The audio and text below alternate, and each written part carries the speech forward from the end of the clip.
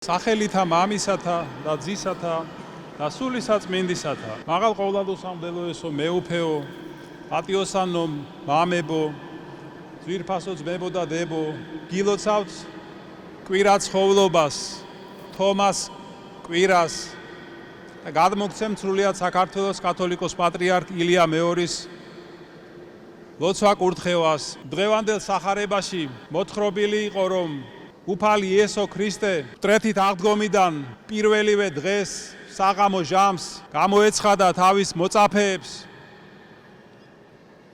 როცა ისინი იუდეველთა შიშის გამო ჩაკეტილ ოთახში იყვნენ შეკრებილები და უთხრა, მშვიდობა თქვენდა, ორჯერ უთხრა ეს სიტყვები მან და აი როგორი მშვიდობა მიუტანა მაცხოვარმა მოწაფეებს და მთელ სამყაროს.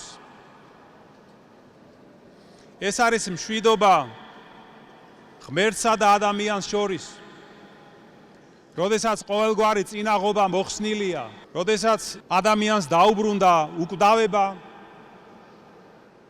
ზნეობრივი სრულყოფილების და ღმერთთან სიახლოვის შესაძლებლობა.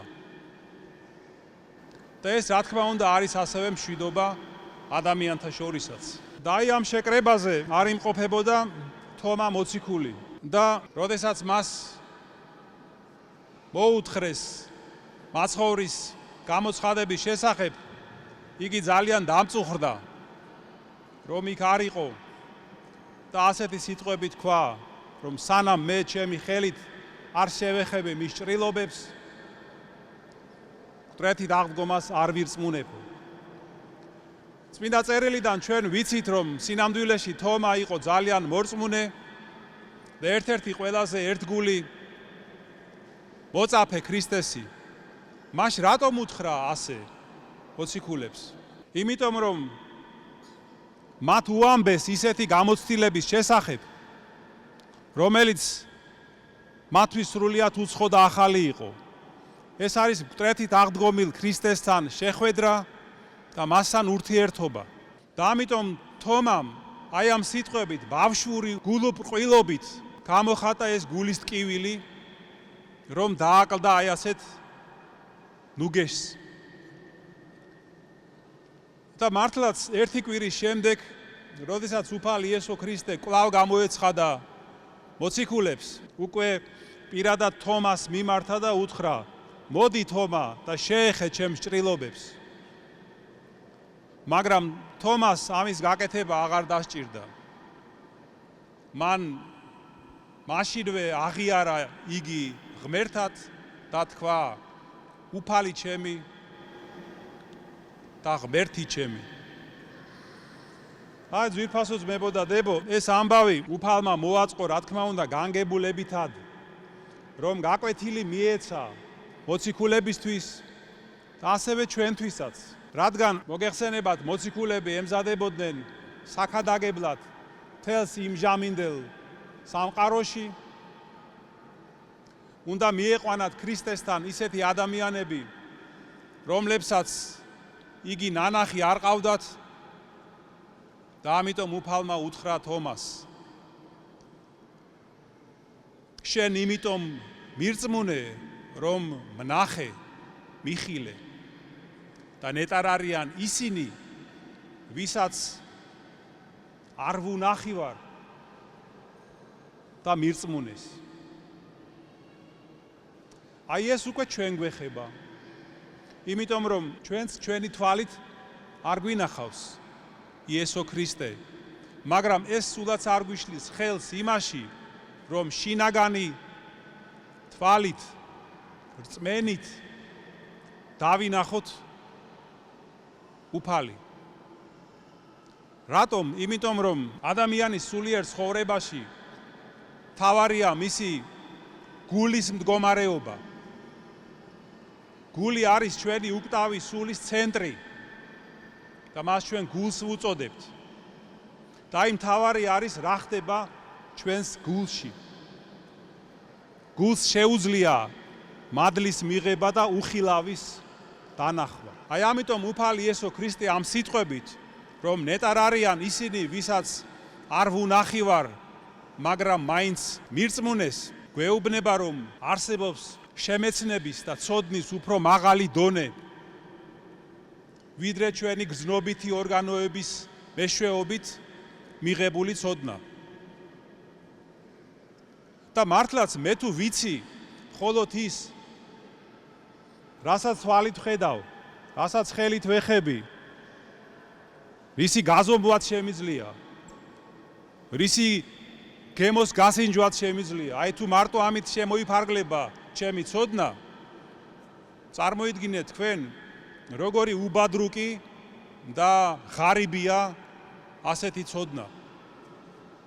ეს ნიშნავს, რომ უარყოფილია მაშინ ადამიანის სულის მთელი სამყარო, გონითი სფერო, ის ღრმა ცოდნა, რომელიც მოდის აზროვნებიდან, შემოქმედებითი შთაგონებიდან და რაც მთავარია, ჭრეტელობიდან, ვირფასო ძმებო და დებო. და აი ამ ყველაფრის გაზომვა, ხილვა შეუძლებელია რაღაც გაზომვით და ანალიზით. მაგრამ წარმოიდგინეთ, რა იქნებოდა ჩვენი ცხოვრება და ჩვენი სამყარო, ეს ყველაფერი რო არ ყოფილიყო. ეს იქნებოდა უფერული, მოსაწყენი და შეიძლება ითქვას უსარგებლო ცხოვრებაც. ამიტომ კიდევ ვამბობ, რომ უფალი იესო ქრისტე გვასწავლის ჩვენ, რომ არსებობს შემეცნების აღმატებული გზა და ცოდნის გზა და ამ გზაზე იხსნება ჩვენს წინაშე სულიერი რეალობა და ადამიანს შეუძლია დაინახოს და იგრძნოს უხილავი, უფალი და სული წმინდა. ამიტომ აი დავფიქრდეთ დღევანდელ სახარებაზე და როგორც გვასწავლის მოციქული პავლე, ჩვენი მზერა ხილულს კი არ მივაპყროთ, არამედ უხილავს. რადგან ხილული ხანმოკლეა და წარმავალი. უხილავი სიკეთეები კი, რომელიც ახაც გვეძლევა და იქაც გველოდება, მარადიულია. აი რისი ღირსიც დაე გამხდარიყავით, მადლითა და კაცთმოყვარევითა უფლისა ჩვენისა იესო ქრისტესითა, რომელსაც ჩვენის ყოველი დიდება, პატივი და თაყვანისცემა თანამამით და სული წმინდით ურთ, აცდა მარადის და უკუნითი უკუნისამდე. ამინ.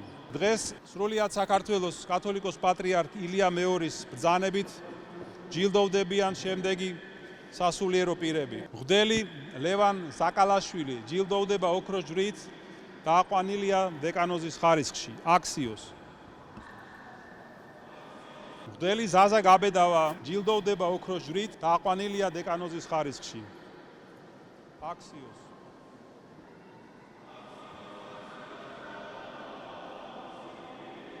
მღვდელი იაკობ მუჯირი დაჯილდოებულია ოქროს ჯვრით, დააყვანილია დეკანოზის ხარისხში, აქსიოს.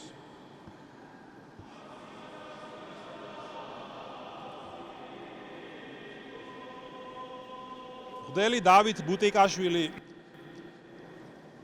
დაჯილდოებულია ოქროს ჯვრით, დააყვანილია დეკანოზის ხარისხში, აქსიოს.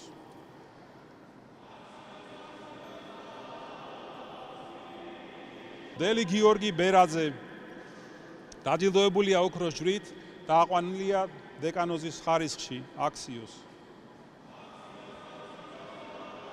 მღვდელი დავით მაისურაძე დაჯილდოებულია ოქროს ჯვრით, დააყვანილია დეკანოზის ხარისხში, აქსიოს.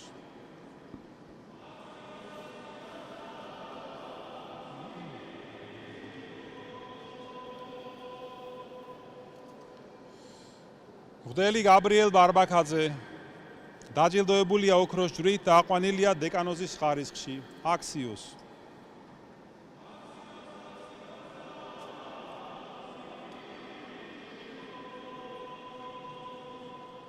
მღვდელი ზაქარია სინჯიაშვილი დაჯილდოებულია ოქროს ჯვრით, დააყვანილია დეკანოზის ხარისხში, აქსიოს.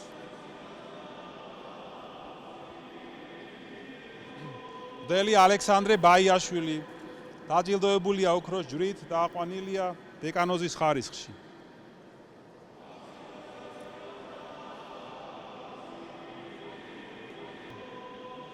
მღვდელი გიორგი ცნობილაძე დაჯილდოებულია ოქროს ჯვრით, დააყვანილია დეკანოზის ხარისხში, აქსიოს.